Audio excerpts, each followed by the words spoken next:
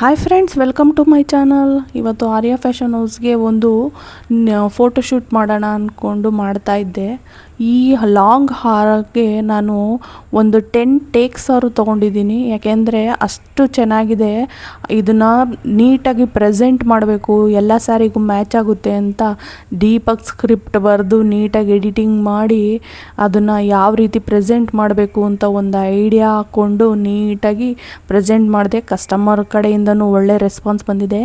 ಎಲ್ಲ ಸ್ಯಾರಿಗೂ ಮ್ಯಾಚ್ ಆಗುತ್ತೆ, ಯಾಕೆಂದರೆ ಎಲ್ಲ ಕಲರ್ಗೂ ಇದು ಗೋಲ್ಡು ನೀಟಾಗಿರುತ್ತೆ. ಅದಕ್ಕೋಸ್ಕರ ಈ ಬ್ಯಾಂಗಲ್ಸು ಸಹ ವೆಸ್ಟರ್ನ್ ಡ್ರೆಸ್ಗೆ, ಸ್ಯಾರಿಗೆ ಎಲ್ಲದಕ್ಕೂ ಮ್ಯಾಚ್ ಆಗುತ್ತೆ ಅಂತ ಇದನ್ನು ಪ್ರೆಸೆಂಟ್ ಮಾಡಿದೆ.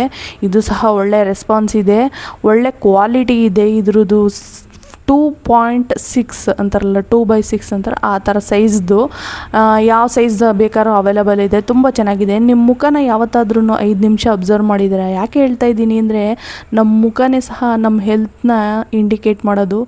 ಅಂಡರ್ ಐ ಕ್ರೀಮ್ ಹಚ್ತೀವಿ ನಾವು, ಆದರೂ ಕಮ್ಮಿ ಆಗಲ್ಲ.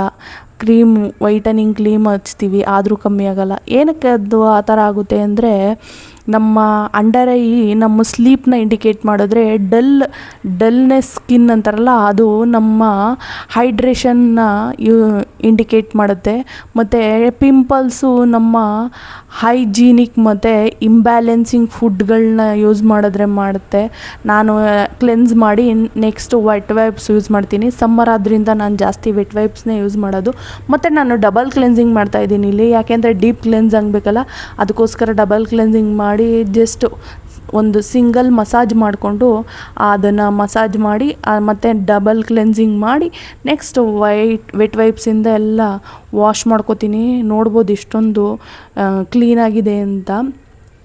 ನೆಕ್ಸ್ಟು ನಾವು ಜಾಸ್ತಿ ಅದನ್ನು ವಾಶ್ ಮಾಡಿ ನೀಟಾಗಿ ರಫ್ ಯೂಸ್ ಮಾಡಬಾರ್ದು. ಜಾಸ್ತಿ ನಾವು ಏನಿದ್ರು ಸಾಫ್ಟ್ ಯೂಸ್ ಮಾಡಬೇಕು. ಸ್ಕಿನ್ನು ತುಂಬ ಸೆನ್ಸಿಟಿವ್. ಫೇಸ್ ರೋಲನ್ನು ಯೂಸ್ ಮಾಡೋದ್ರಿಂದ ಬ್ಲಡ್ ಸರ್ಕ್ಯುಲೇಷನ್ ಇಂಪ್ರೂವ್ ಆಗುತ್ತೆ, ಈ ಥರ ನ್ಯಾಚುರಲ್ ಗ್ಲೋ ಕೊಡುತ್ತೆ. ಈಗ ನಾವು ಅಂಡರ್ ಐ ಪಫಿನೆಸ್ನ ಕಮ್ಮಿ ಮಾಡುತ್ತೆ. Outside care, inside health is very important. ಅದಕ್ಕೋಸ್ಕರ ಅಬ್ಸರ್ವ್ ಮಾಡ್ಬೋದು, ಪರವಾಗಿಲ್ಲ, ಸ್ವಲ್ಪ ಅನ್ನೋ ರೇಂಜ್ಗಿದೆ. ಈ ಸ್ಪೂನ್ ತೊಗೊಂಡು ಈ ಥರ ನೀಟಾಗಿ ಅದನ್ನು ಮೇಲಕ್ಕೆ ಇದು ಮಾಡಿಕೊಂಡು, ಇದು ಜಸ್ಟ್ ನಾನು ಯಾವ ಡೈರೆಕ್ಷನಲ್ಲಿ ಹಾಕ್ತಾಯಿದ್ದೀನಿ ಆ ಥರ ಡೈರೆಕ್ಷನ್ಗೆ ಹಾಕಿ ಜಸ್ಟ್ ಒಂದು ಪ್ರೆಸ್ ಮಾಡಿ, ನೆಕ್ಸ್ಟು ಈ ಕಡೆನೂ ಅದೇ ಥರ ಹಾಕಿ ಆ ರೋಲಲ್ಲಿ ಕೊಟ್ಟಿದ್ದೀನಲ್ಲ, ಆ ರೋಲನಲ್ಲಿ ಬ್ಯಾಕ್ ಸೈಡು ಚಿಕ್ಕ ರೋಲಾನ್ ಇದೆ, ಆ ರೋಲಾನಲ್ಲಿ ಈ ಥರ ಮಾಡಬೇಕು. ಜಸ್ಟ್ ಇಲ್ಲಿ ಈ ಥರ ಮಾಡೋದ್ರಿಂದ ಫೇಸ್ಗೆ ಬ್ಲಡ್ ಸರ್ಕ್ಯುಲೇಷನ್ ಆಗುತ್ತೆ, ಸ್ಕಿನ್ ಹೆಲ್ತಿಯಾಗಿ ಕಾಣುತ್ತೆ, ಇಂಪ್ರೂವ್ ಆಗುತ್ತೆ ಸ್ಕಿನ್ದು ಟೆಕ್ಸ್ಚರು. ನಾನು ಇಲ್ಲಿ ಡೈರೆಕ್ಷನ್ಸ್ದು ಕೊಟ್ಟಿದ್ದೀನಿ. ಈ ಡೈರೆಕ್ಷನ್ಸ್ ನೋಡಿಕೊಂಡು ಬೇಕಾದರೆ ನೀವು ಮಾಡ್ಕೋಬೋದು. ನಿಮ್ಗೇನಾದ್ರು ಇಷ್ಟ ಆಗಿದ್ದರೆ ಲೈಕ್ ಮಾಡಿ, ಶೇರ್ ಮಾಡಿ, ಸಬ್ಸ್ಕ್ರೈಬ್ ಮಾಡಿ. Thank you to all.